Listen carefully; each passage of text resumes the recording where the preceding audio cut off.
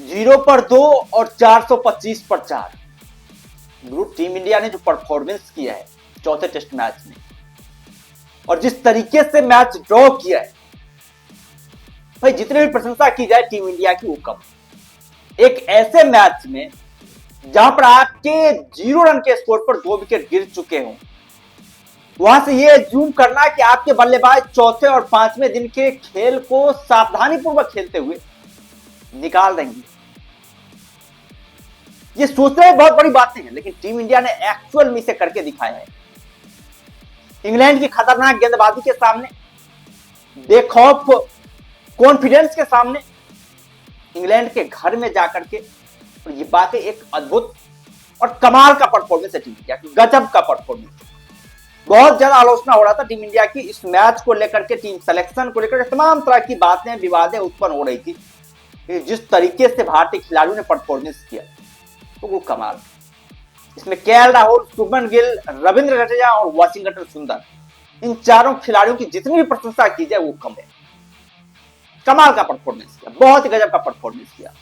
पहले तो केएल राहुल और शुभमन गिल के बीच काफी शानदार पार्टनरशिप हुई। 2 विकेट बहुत जल्द गिरने के बाद इन दोनों ने तीसरे विकेट के लिए 188 रनों की पार्टनरशिप निभाई। लेकिन पांचवें दिन जो है केएल राहुल भी आउट हो जाते हैं, शुभमन गिल भी आउट हो जाते हैं लंच तक, और टीम इंडिया के सामने एक बार फिर से वो संकट मुसीबत जो खड़ी हो जाती है। क्या टीम इंडिया जो है अभी मैच को बचा पाएगी? ऋषभ पंत चोटिल थे, ऋषभ पंत के बल्लेबाजी की संभावनाएं बहुत कम नजर आ रही थी, लेकिन रविंद्र जडेजा और वाशिंगटन सुंदर ने खूंटे गाड़ दी। दोनों ही बल्लेबाजों ने कमाल की बल्लेबाजी करी, बेहतरीन बल्लेबाजी करी, और टीम इंडिया को जो है अभी भी इस उम्मीद में जीवंत रखा है कि अभी भी हम इंग्लैंड से हारे नहीं है, अभी हम इंग्लैंड से जो है इस सीरीज को बराबरी पर खत्म कर सकते हैं। 5वां टेस्ट मैच यदि टीम इंडिया जीत जाती है तो ये सीरीज बराबरी पर खत्म हो जाएगी। यदि भारतीय टीम बराबरी भी कर लेती है तो ये भारतीय टीम के लिए एक बहुत बड़ी अचीवमेंट होगी, इंग्लैंड में जाकर के इंग्लैंड के साथ टेस्ट सीरीज ड्रॉ करने का। लेकिन इंग्लैंड की टीम के लिए एक बात माननी पड़ेगी, बेन स्टोक का चोटिल हो जाना, बल्लेबाजी करते समय जो उन्हें प्रॉब्लम हुई थी, समस्याएं हुई थी, वो कहीं कहीं इंग्लैंड की टीम को भारी पड़ा। चौथे दिन एक तो गेंदबाजी करने के लिए आए नहीं, पांचवें दिन जब वो गेंदबाजी करने के लिए आए तो उस लय में नहीं दिखाई दिए बेन स्टोक, जिस लय के लिए वो जाने जाते हैं उस रिदम में वो नहीं दिखाई दिए।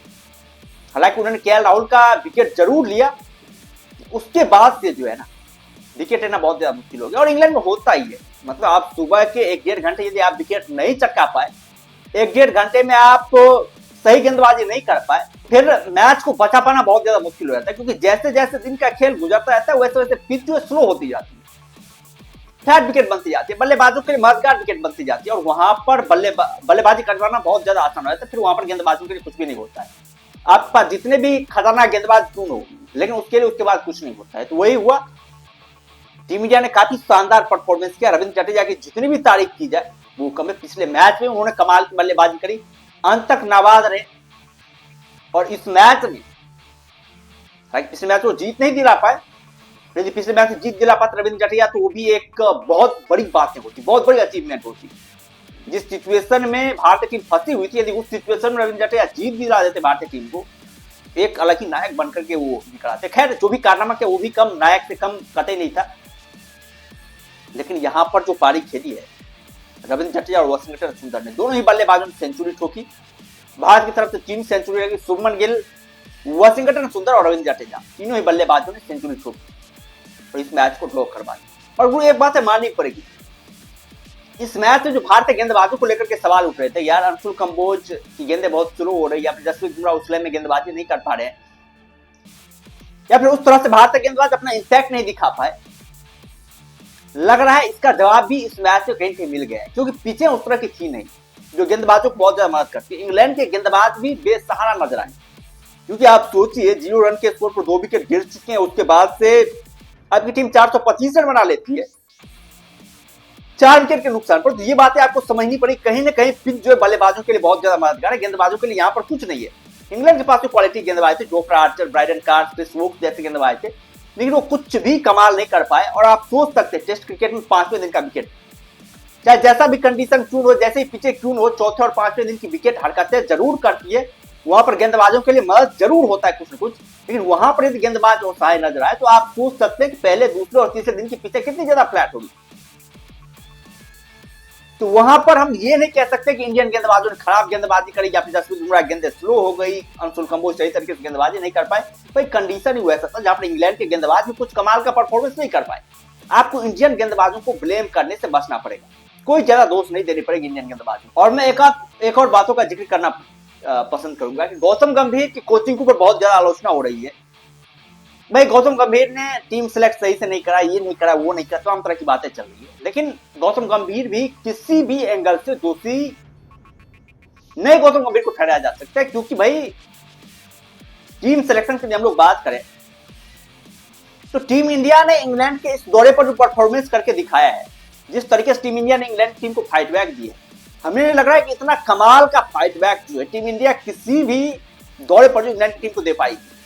जितना गजब का फाइट बैक करी है टीम इंडिया, जितने जबरदस्त अंदाज में लड़ी है, वो वाकई तारीफ और सराहना की योग्य। हालांकि हम लोग जीत नहीं पाए, हम लोग पिछड़े हुए हैं 2-1 से, लेकिन हम उस स्थिति में भी थे जहां पर हम 3-0 से भी आगे हो सकते थे। क्योंकि यदि हम लोग तीसरे टेस्ट मैच की बात करें तो भाई बहुत मामूली अंतर से जो है इंग्लैंड की टीम हमसे जीती, लगभग हम जीत की दहलीज पर पहुंच ही चुके थे। पहले टेस्ट मैच की बात करें तो हम उतना एज्यूम नहीं कर पाए, हम उस तरह का टारगेट फिक्स करके नहीं दे पाए। तो लगभग भारतीय टीम का परफॉर्मेंस जो है इंग्लैंड के दौरे पर बहुत ही कमाल का परफॉर्मेंस रहा, बहुत ही गजब का परफॉर्मेंस रहा। काफी शानदार फाइट बैक करी टीम इंडिया, और गौतम गंभीर को किसी भी एंगल से जो है ये ब्लेम नहीं कसाया सकता है कि भाई गौतम गंभीर ने खराब कोचिंग करी। हालांकि गौतम गंभीर के स्टेटस टेस्ट मैच में रिकॉर्ड एज ए कोच खराब जरूर, लेकिन आपको यह भी सोचना पड़ेगा गौतम गंभीर की कोचिंग में भारतीय टीम ने सबसे ज्यादा मैचेज कहां पर खेले, विदेशों में सबसे ज्यादा मैच नहीं खेले। ऑस्ट्रेलिया के खिलाफ आप 5 मैचों की सीरीज को देख रहे हैं, इंग्लैंड के खिलाफ 5 मैचेज की सीरीज होने वाले। उसके अलावा एक बहुत ही बड़ा कलंक की बात रही कि भाई न्यूजीलैंड के खिलाफ हम लोगों ने घर पर जो 3-0 से हार गए, ये थोड़ा सा गौतम गंभीर की कोचिंग में एक बहुत बड़ा शर्मनाक लम्हा रहा टीम इंडिया के लिए। बाद में गौतम गंभीर के कोचिंग एरिया को देखें तो काफी शानदार रही है, बेहतरीन रही है, और ऐसा नहीं रहा गौतम गंभीर के ऊपर आलोचनाओं के सवाल दागे जाए कि गौतम गंभीर की कोचिंग शानदार नहीं रही है, बेहतरीन नहीं रही है, गौतम गंभीर ने उस तरह की टीम इंडिया के लिए कोचिंग नहीं करी है। इस तरह के ब्लेम जो लगाए जा रहे हैं गौतम गंभीर के ऊपर, ये कतई बहुत बहुत बहुत बुरा ब्लेम है। इस तरह के ब्लेम गौतम गंभीर के ऊपर नहीं लगनी चाहिए। गौतम गंभीर एंड को की जो कोचिंग टीम है, उन्होंने काफी जबरदस्त वर्क किया, काफी शानदार खेली है टीम इंडिया, बहुत ही कमाल की खेली। और सबसे बड़ी बात है ऋषभ पंत। ऋषभ पंत भाई इस मैच में दूसरी इनिंग में इंजरी के बावजूद मैदान को उतरने के लिए तैयार थे, और यदि टीम इंडिया की जरूरत पड़ती तो ऋषभ पंत आते। और ऋषभ पंत की जो मतलब जद्दोजहद दिखी है मैच को लेकर के, भाई वो काफी इमोशनल रहा है। पहले इनिंग में भी वो इंजरी के बावजूद आए खेलने के लिए, और दूसरे इनिंग में भी ऋषभ पंत पूरी तरीके से कमिटेड थे कि टीम इंडिया की जरूरत पड़ी ना तो मैं आऊंगा, मैं खेलूंगा टीम इंडिया के लिए, और हम अपने हिसाब से पुरजोर कोशिश करेंगे इस मैच को ड्रॉ करवाने के लिए। खैर उन्हें बल्लेबाजी मतलब करने का वो चांसेस मिला नहीं, जिस तरह से रविंद्र जडेजा और वसीम ने बल्लेबाजी करी, काफी कमाल की बल्लेबाजी करी और टीम इंडिया को जो जीत की दहलीज तक पहुंचा दिया।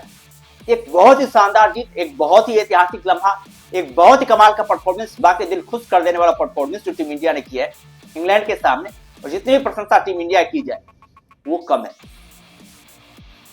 बहुत ही कम, खासतौर पर रविंद्र जडेजा की। भाई बाकी एक फाइटर प्लेयर है रविंद्र जडेजा, सैल्यूट है सब जडेजा को।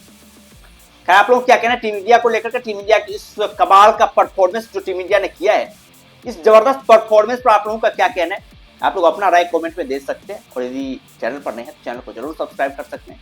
बाद बाकी हम लोग फिर मिलते हैं नई वीडियोज के साथ, दमदार कंटेंट के साथ, बेहतरीन कंटेंट के साथ। तब तक के लिए धन्यवाद।